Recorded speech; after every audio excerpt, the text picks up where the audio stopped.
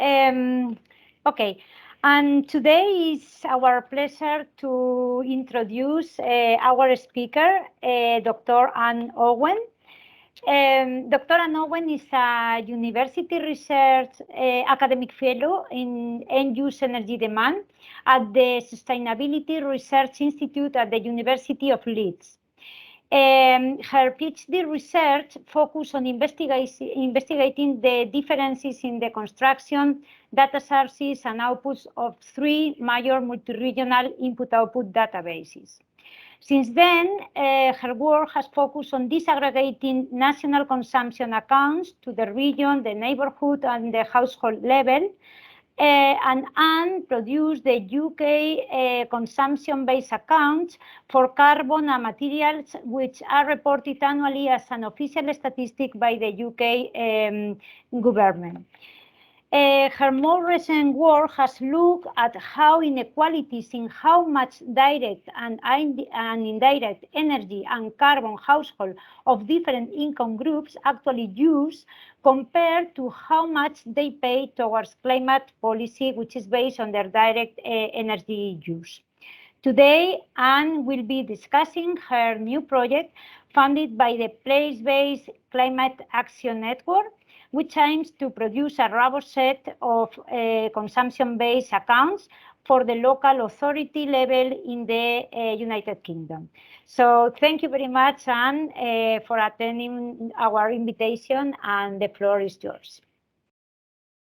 Okay, thank you very much, Rosa, for inviting me. I'll just share my screen.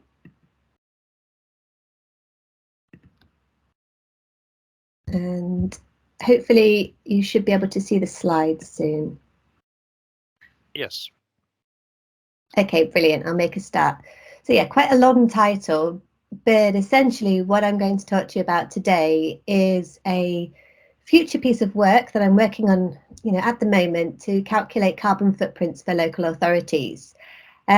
There's not a huge amount of input-output analysis in it, but there's enough that I'm hoping that this is an appropriate talk for the audience.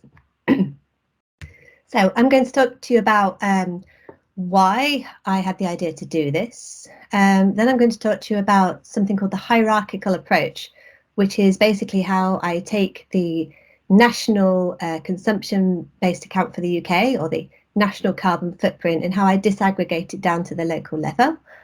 Then I'll talk to you about some of the data needs to do this kind of work. And one of the key items here is to understand how local authorities spend differently to other local authorities, because that's the key thing that makes these emissions different for different places. I've got some preliminary results to share with you, and then a few notes on some of the accuracies and uncertainties. Obviously, as you get to smaller and smaller geographies, the trust in the data is less and less, because you're dealing with smaller and smaller samples at this point, and then leave you with some recommendations and next steps. So if you're not familiar with UK geography, the UK is obviously made up of 4 individual countries. We've got Northern Ireland, England, Scotland and Wales, which have certain governmentary powers. And then you can kind of go down a level in England to sort of large regions, such as the Greater London Authority, or where I live is called the Yorkshire and the Humber region, which is sort of, about 10 large regions in the UK. And then going down a further level of geography is where you really start to see places getting powers to make a difference and get things done. So there are around 400 or so local authorities which control things like sort of housing policy and transport policy. I don't want to say too much, because I think some of them are listening and I might say it wrong, but this level of geography is where really interesting work is being done in terms of measuring emissions. So around 300 or so local authorities in the UK have declared a climate emergency and are starting to take action to report and reduce their emissions. Now, a lot of local authorities are reporting their territorial emissions, so the emissions that are occurring within the local authority's boundary, but quite a few are interested in reporting their consumption-based emissions as well. And the reason this is of interest is because a lot of policy that local authorities can enact works at the consumption basis rather than the production. If we were talking about, for example, dietary change or the sharing economy, a lot of these policies, when you talk to households, are really, really interested in them. But the best way to measure and get a handle on the size of the emissions we're talking about is to use a consumption-based approach. So the UK, as in Spain, has a larger consumption-based account than its territorial emissions. And the UK reports its consumption-based accounts nationally, annually, but local authorities don't have this kind of data. So what I wanted to do was to produce a data set for local authorities, which is consistent with the national figure that local authorities can then use to help set themselves consumption-based targets. And I got some funding from the place-based Carbon Action Network to produce these results and build something that I can share them with every local authority in the United Kingdom. Now, this type of data is calculated using input-output tables, specifically something called the UK Mrio. I use household expenditure surveys, I use geodemographic classification data, and other small area statistics, which I'll introduce to you later on. So for the input-output fans, here is a diagram of what I'm calling the UK Mrio database. Essentially, rather than using an off-the-shelf Mrio system like Wired or like Exayabase, UK government wanted to be able to see the UK supply and use tables in the data sets. And these multi-regional data sets, because of the nature of the way they're constructed and the way there's consistency in these sectors, the UK data gets stretched and squashed and changed into a different currency. And this is not what the UK government wanted to see. They wanted to see their actual data in the model. So what I do is I take the UK supply and use tables, stick the domestic use table and the supply table straight in, and then I supplement this data with data from Exayabase. The UK supply and use tables doesn't tell me a great deal of information about the UK's trade partners. All I know is how much each industry in the UK imports and how much it exports. And what I have to do is to kind of stretch that data across regions and industrial sectors using something else. And I basically take proportions from the Exayabase table and stretch it across. And that allows us to construct all of the parts in blue in this model. And then because the whole table has to balance, I take data pretty much straight from Exayabase, but massaged slightly into British pounds and British sectors and plonk it into the model and balance it. Now, this is a model designed specifically to produce UK consumption-based accounts. So it doesn't work for producing the carbon footprint of Spain or the carbon footprint of the UK, because it's tuned to produce the most accurate carbon footprint for the UK that we can. And this is what is behind the scenes in the calculations of the consumption-based accounts that are reported by UK government. So let's show you some quick results. On the right-hand side, you can see the UK's full greenhouse gas emissions from a consumption perspective from 1990 to 2019, split down by the source countries. That large blue bit at the bottom is domestic. So you can see, pretty much around half of the UK's carbon footprint is domestic sourced. And then you can see our major trade partners, which are the EU, rest of Europe, China, and so on. And you can see that actually our carbon footprint is on the way down, which is not too bad. I'm super excited as to what's happening in 2020. I think we're going to see some real change there. Also, this result, this hasn't been published yet, so don't tell DEFRA that you've seen it. No, it's fine. On the left-hand side, you can see how this UK MRIO compares to the estimates for the UK's carbon footprint from other models. This is just in CO2 because it's easier to make comparisons when you strip out the other greenhouse gases. And you can see the UK's results in red.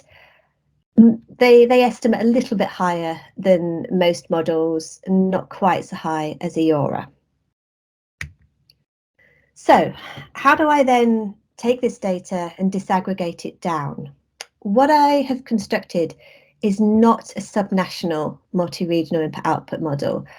I haven't created domestic use tables and supply tables for each of the small regions in the UK.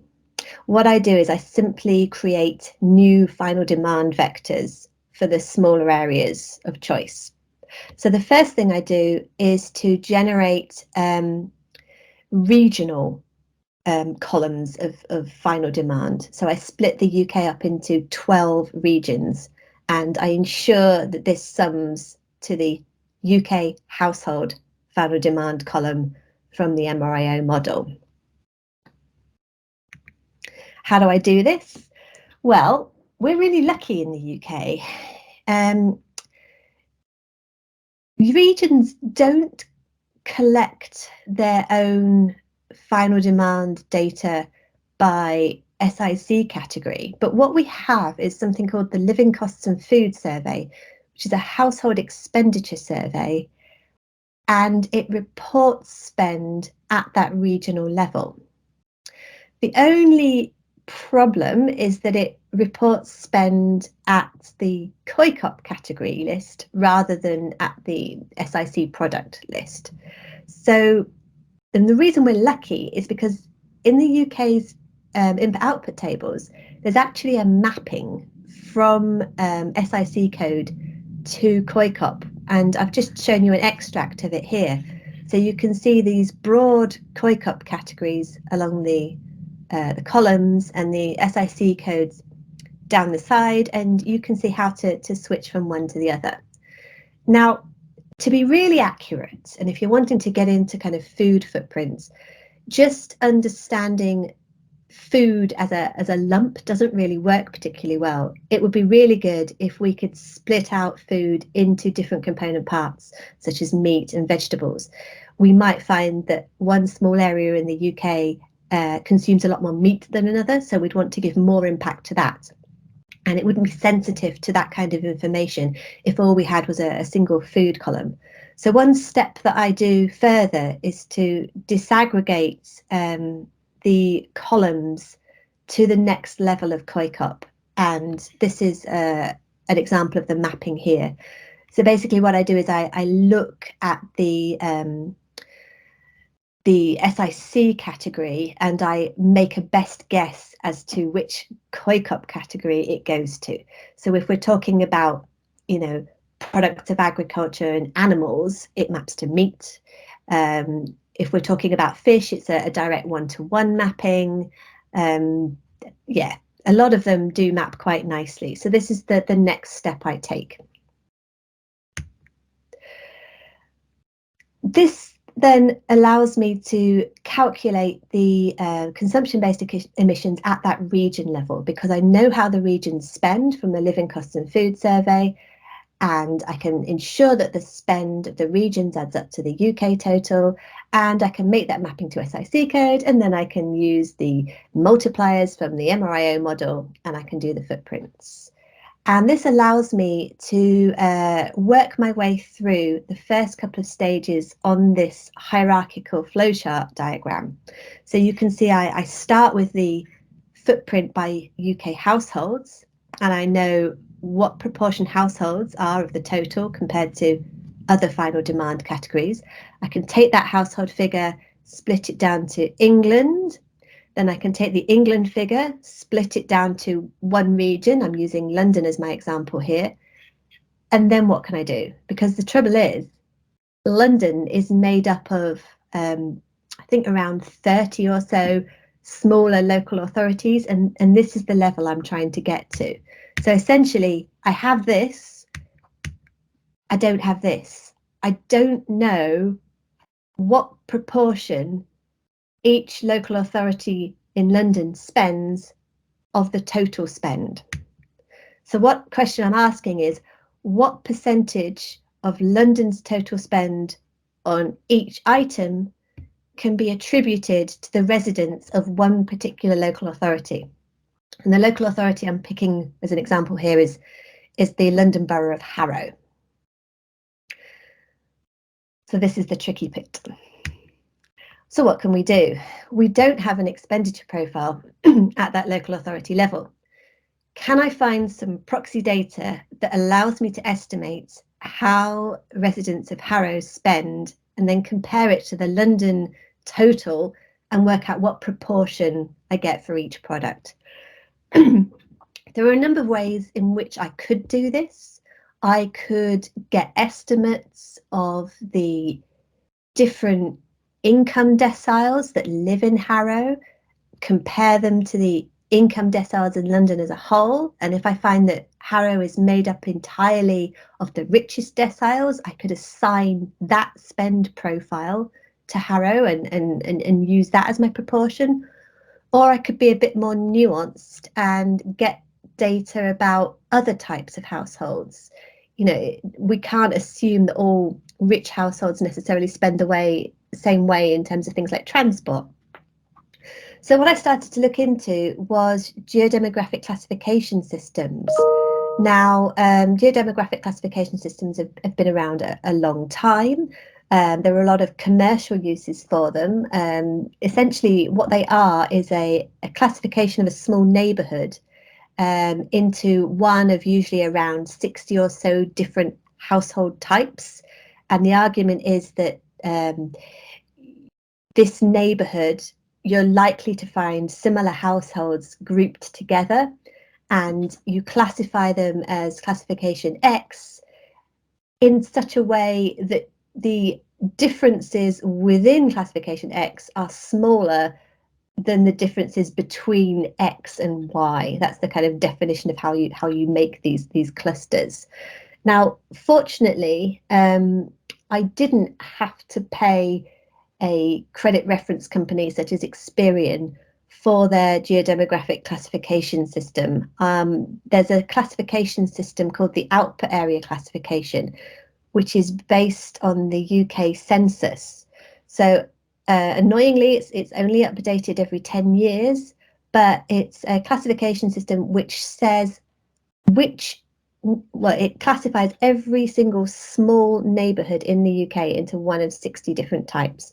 And by neighbourhood, I'm talking about probably a group of around 150 households. And then the other key bit of information is, well, how do I know how each of those types spends?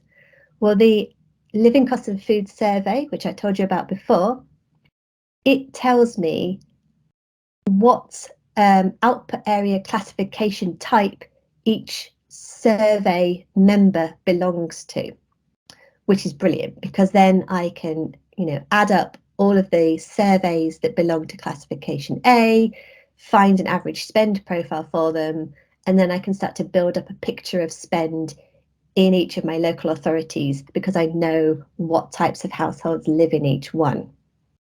Now, I actually went one step further and created a more nuanced version of the spends. I did something which I'm calling a regionalised spend profile. The UK is a little bit unique in that some areas of the country we know spend quite differently to others. In London, there is a lot more spend on public transport than there is in any other part of the country. Everybody uses the tube. Car ownership levels are lower than average. So what I didn't want to find was that I was using data in London based on people that drove a lot, because the surveys I'd got were from people in, say, a more rural area. So when I was creating the spend profiles, I only took spend profiles which I knew were from the London area and generated London specific spend profiles for each of my household types. And that, you know, I had a good look at it, and it really did make a difference for certain spend items, particularly transport. So let's have a look at what these household types look like for our case study area of Harrow. You can see that in 2018, the most frequent household types in Harrow were a group called multicultural new arrivals. I didn't come up with these names. I kind of hate them, but this is what we're using. And then you can see the proportions that make up each of the others. So I have a spend profile for each of these types. I know how many there are of each type in my local authority. I can add this all up and work out the proportion for London. So just a diagram that explains a little bit what I've basically just said, understanding the households of each type, looking at their spend profile, and working out the proportion of the region as a whole. And then obviously you can divide by population to get a per capita estimate. So how does this look? I've got data because I actually did a trial of this with the London authorities last year before I got the funding for the PCAN project. So as a sort of just to see whether it works. And London local authorities are already using this data. And in the project, I'll be expanding this out to all of the other regions and updating everything to 2019, which is the latest year we have data for. If you know anything about London, this shouldn't be too much of a surprise to you. Kensington and Chelsea is well known as being a very rich and well-off area, and we can see that this is one of the largest footprints. The City of London is a really small area. It's kind of like the financial district. There are a few people that live there, and they have a very high footprint. And we see areas of London which are generally poorer, coming out as having the smallest carbon footprints. Because I have data over a time series from 2001 to 2018, I can start to look at change over time. The footprints have decreased quite massively, but we're still seeing the same kind of pattern of which areas are high and which areas are low.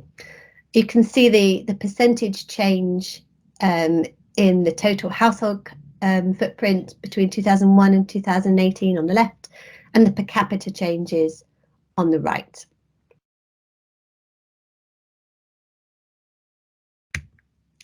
So zooming into our case study area, the kind of data that I have reported and given the local authorities looks a little bit like this.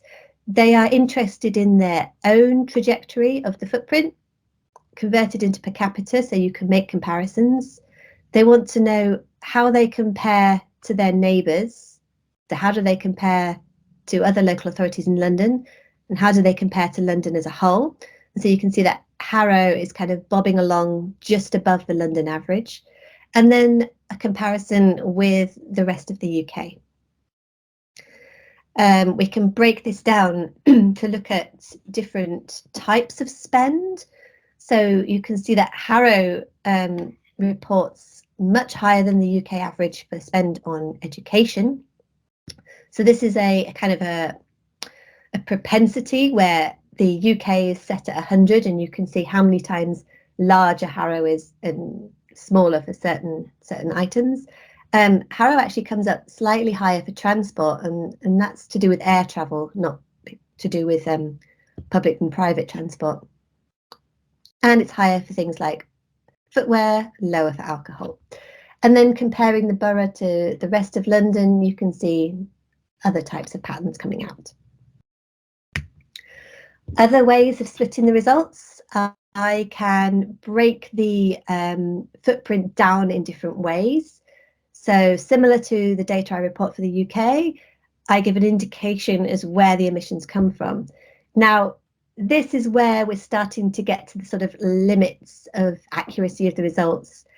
Because I don't have a subnational MRIO model, the proportions are going to be similar than they are at the UK level.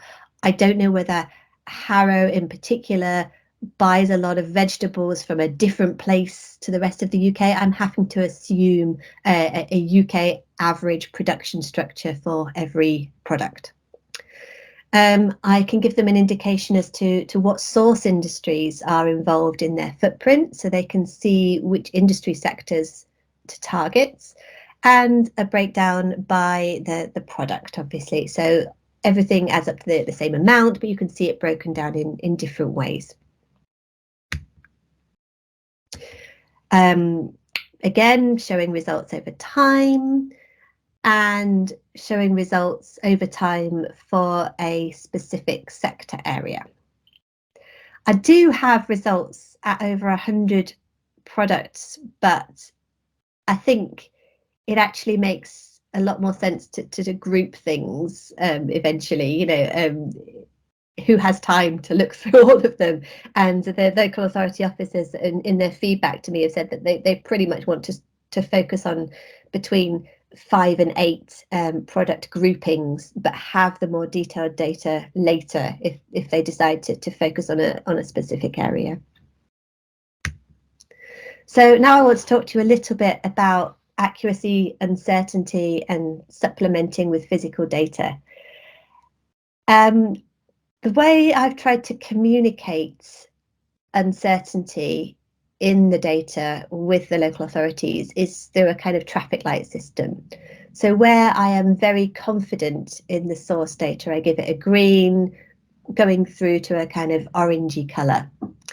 Some of the problems are that the UK census is only updated every 10 years, and the further away you get from a census year, the more likely there has been to have been some kind of neighbourhood change. So the classification that you think the neighbourhood has might have changed in the 10 years since the last census.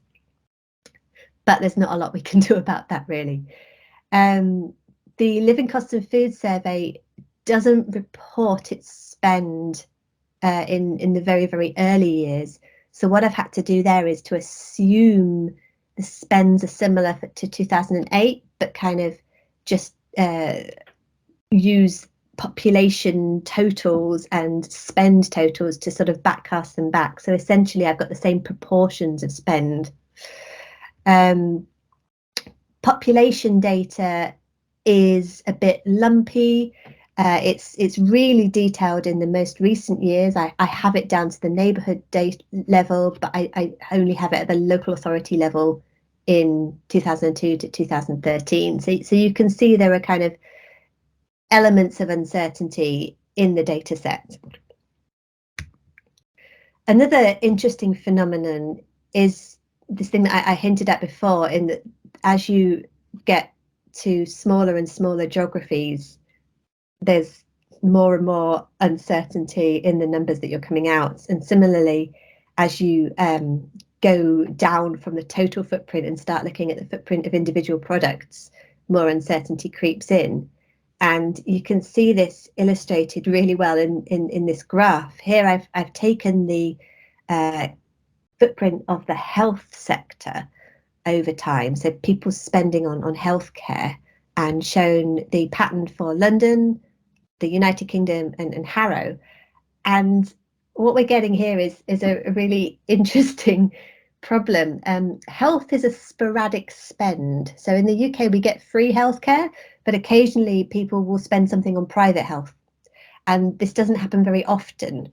So when we get our survey data, we don't see that health is something that every single household spends its money on. You might get one household in 1,000 spending a massive amount on private healthcare, but they might not spend it the next year and the next year, and then they might spend it again in the future. So you get this kind of signal appearing sporadically.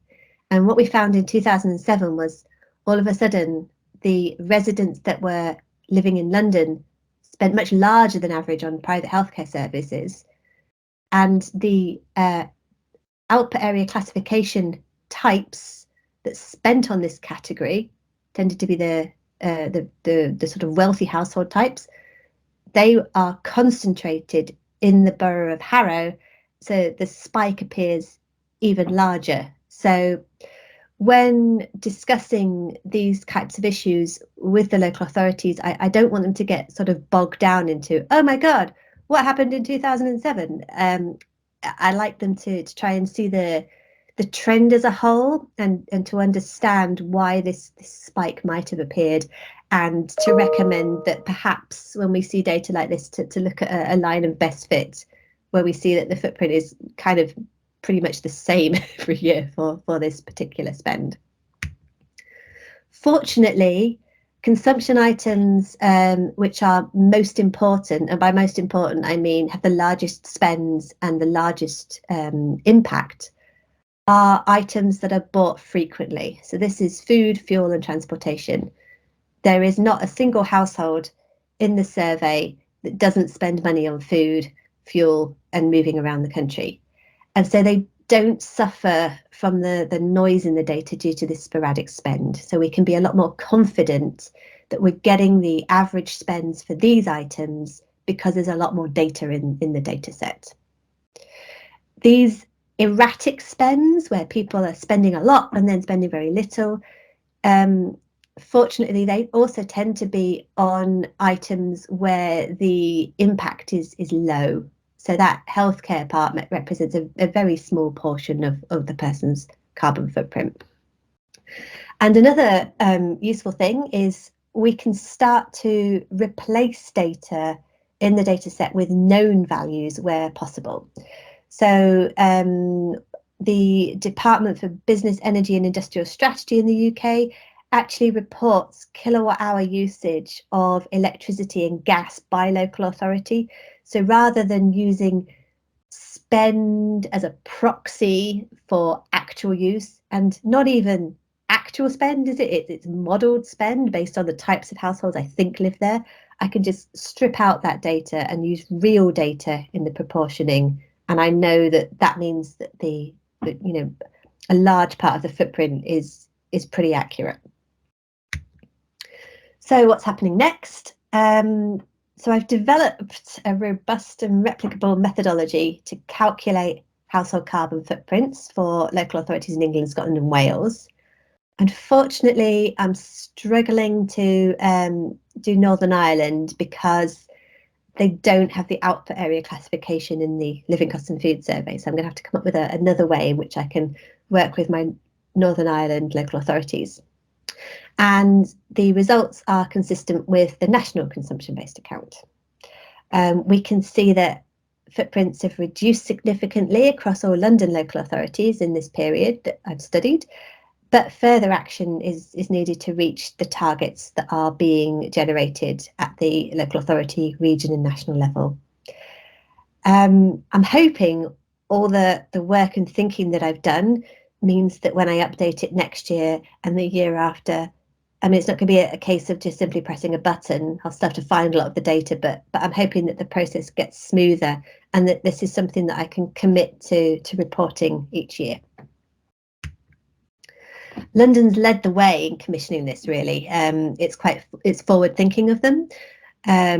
And I'm hoping that as consumption-based accounting moves up the political agenda, more and more local authorities are going to want this kind of data and willing engage with the work that we're doing at Leeds. I think the results are really meaningful if they're developed in a manner that's consistent with the national level, and if all local authorities use pretty much the same data sets. So I'm hoping that this data set becomes the kind of go-to port of call for local authorities to use. And the final outcome of the project will be an interactive web-based data repository so that local authorities can look at the results and compare them with their neighbours and download them for use in reporting. So thank you very much, and I'm very happy to take some questions. I'll just try and get myself back on the screen. Okay, thank you very much. Thank you very much, Anne, for your great presentation and this exciting project.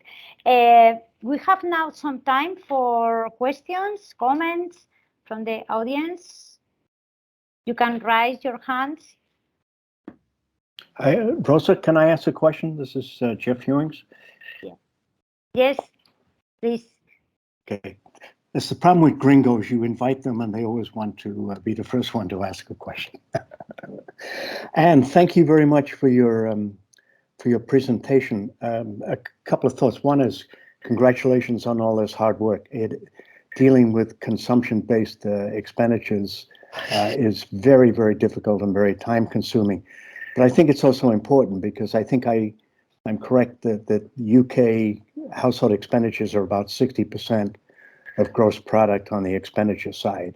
So getting that right is going to be important, not only for the sort of work that you're doing, but also for other work, particularly, for example, the new development policy of leveling up that has become very, very popular.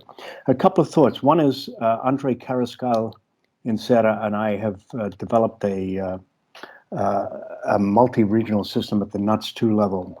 And at some point, it would be kind of interesting to see whether we could collaborate in doing that. And we have used the ONS data on the household expenditure side. So we've used the COICOP to allocate the expenditures into 30 industrial sectors. Now, it's not perfect. There are all manner of problems. But I think that might be an interesting step. The issue really comes as to the degree to which what happens inside each one of these local authorities is generated only by what happens inside those local authorities. In other words, as you get to smaller and smaller geographies, there's a much higher probability that somebody is going to shop outside the local authority and other people who live outside are going to come in. So I think thinking about how you deal with these sort of spatial spill-ins and spatial spillovers is going to become pretty critical. The smaller the geography. In other words, when you're dealing with the 12 NUTS 1 regions, probably you can assume that a huge percentage is happening locally as a result of local actions. But when you go down to local authorities like Harrow, and by the way, thank you for using Harrow. That's where I spent 18 years of my life. It never sounded quite as exotic as you've made it, but that's okay. But I think that's a really interesting issue that as you think about these sort of problems in the future, that you might want to think about how you're going to address that, because I think it's going to become important so that you don't get myopic decision making by local authorities when, in a sense, part of their problems or part of their issues are generated by what's happening outside the region. Anyway, be happy to talk to you at some point about the way in which we might sort of integrate our databases. Thanks very much, Anne. Thank you, Rosa. Yep, thanks, Jeff. That would be fantastic. It's something that the regions in particular are pushing for, is to get a better picture of what's going on at the industry level within their region. Scotland are very, very keen to be able to have their renewable policy reflected in some of my results, and at the moment is not, because I'm only using a final demand sort of column for Scotland against the UK. So that would be great if we could find some kind of way of aligning the data sets. And yeah, your point about you cannot assume that as you get down to the smaller and smaller geographies that people's actions are taking place within the local neighbourhood. That is another good point that needs some thought about, I think. I'm hoping that the local authority level is kind of the sweet spot, in that we're not saying too much about neighbourhoods. We're at this kind of a nice happy medium.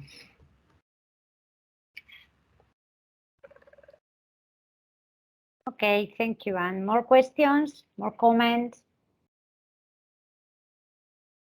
Monica has raised her hand. Monica. Hi. Yes. Hi, Anne. I joined the congratulations from Rosa and from Jeff. So I really enjoyed your presentation. It's a great work. My comment is close to the Jeff one, at least my questions, because I think it could be relevant for when you are calculating the consumption-based carbon footprint, that some of the products, and let's say some of the local areas in London, the households probably they buy meat that has been produced locally in UK. But probably there are all other units in London where the households usually they buy this meat that it's imported meat. Okay, so it's, I don't know, I'm curiosity how you deal with this, because as far as I know, the household consumption budget, they don't provide information about which kind of the expenditure are, expend in local or national products, and which kind of product has been, the expenditure is in imported products.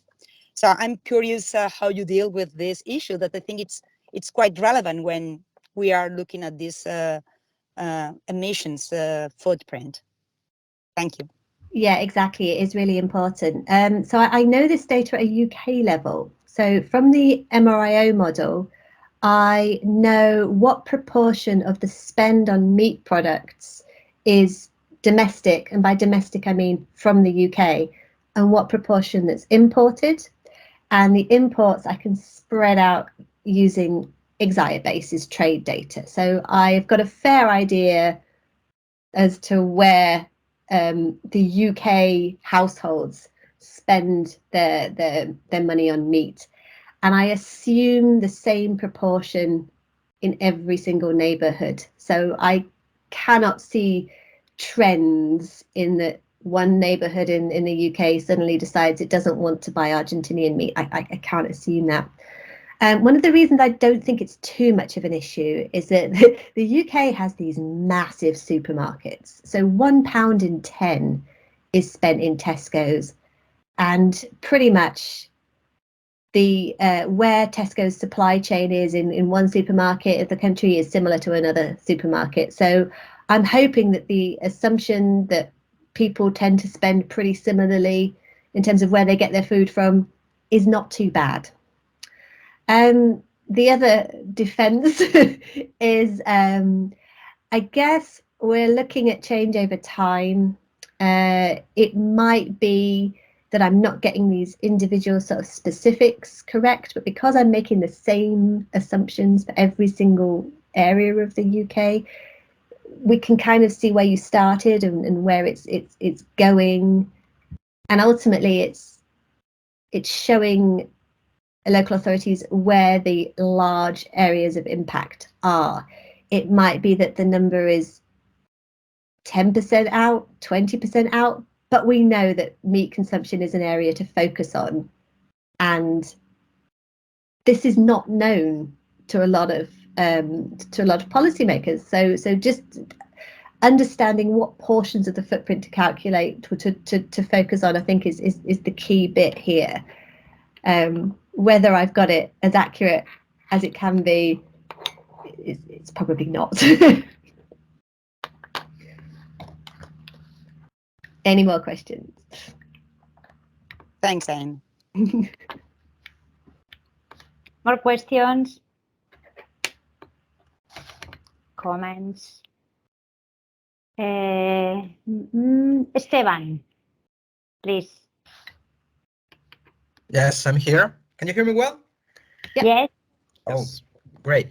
So thank you for the presentation, and it's really interesting. And I was particularly interested because we are developing a similar project for Spain, but I was kind of jealous because you have much better data than we have. But I have a question, just because I'm particularly interested on this procedure on which you combine. Sorry, because most probably I'm not using the right terminology for referring to the surveys, but you're basically combining a consumer survey with some kind of population survey, which is developed at a more detailed spatial level, right? Mm-hmm. So my question is, because we were trying to do something similar here, but we didn't have other option rather than using the census. But my particular question is, when you have defined this local area, I mean, something which is smaller than the local authority, you assume that the consumption profile is uniform for this specific subspatial area? Yeah, so the output area level, all I know is how they've classified that in this output area classification type. So by an output area, it's a census collection unit of 150 households. And the geodemographic classification system says, hey, all of these I'm going to say are challenged, struggling terraced houses. And it doesn't allow for any distinction within that. I know that Experian have developed a household level classification system where they think they can give a profile to individual households. This absolutely terrifies me. But yeah, one of the things I'm really striving for with this is I want to use data that's open and free.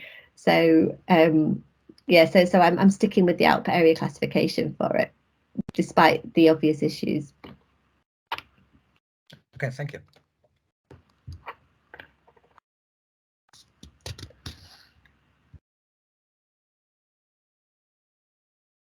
Okay. More questions?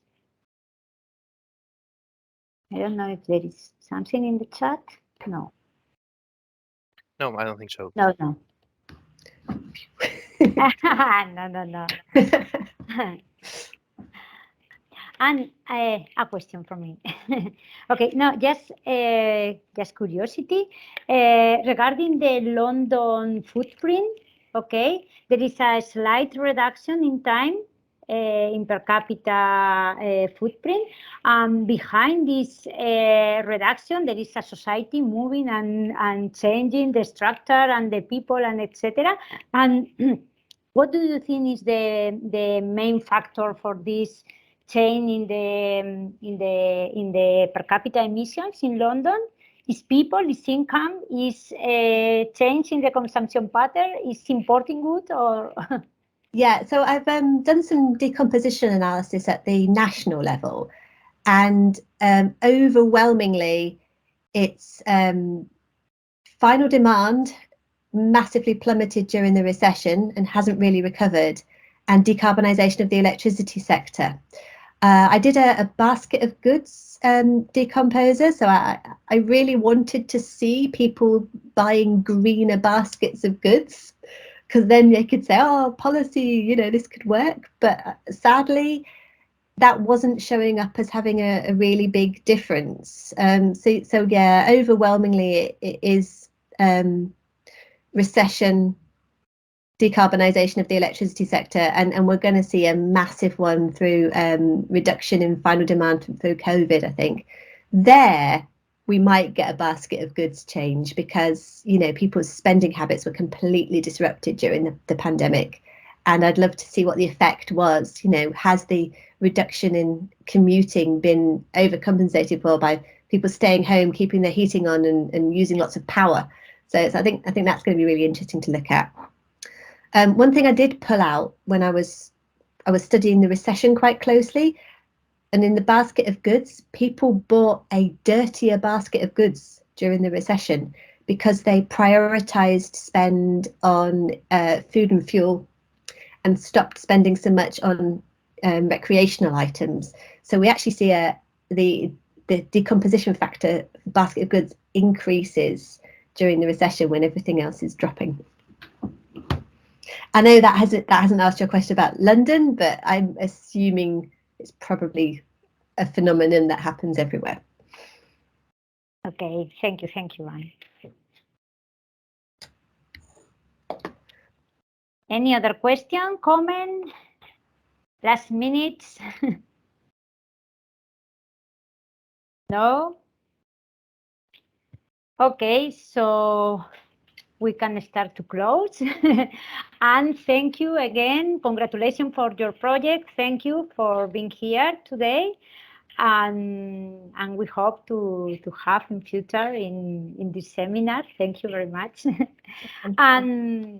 And perhaps before disconnecting, Jorge, you can make an updating of the information on the Aveiro conference. Yes, I'm going to share my Last screen. news. Okay, thank you. Yes, because I have a short presentation. You can see my screen. Yes, yes. Okay. Okay. So some comments about the latest news about the conference in Aveiro, as you know, that's going to be held there in Portugal next September.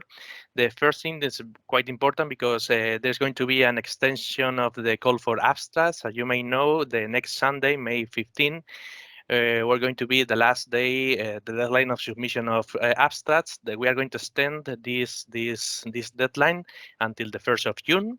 If you need more information about the conference and also how to upload the papers or the place at the venue, maybe you can check our website if you need more information.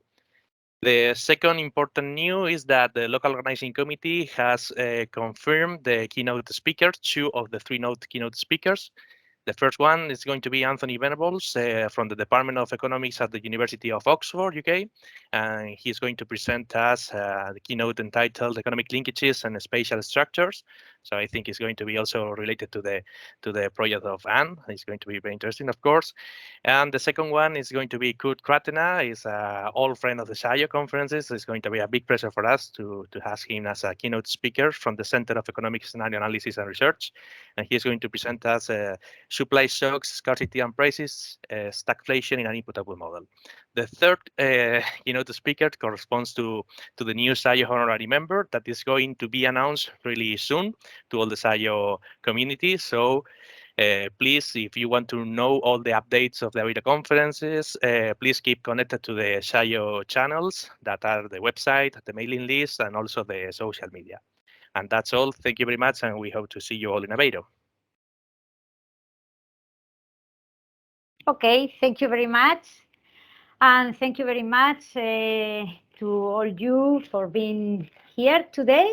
And we hope to see you in the next webinar. Okay.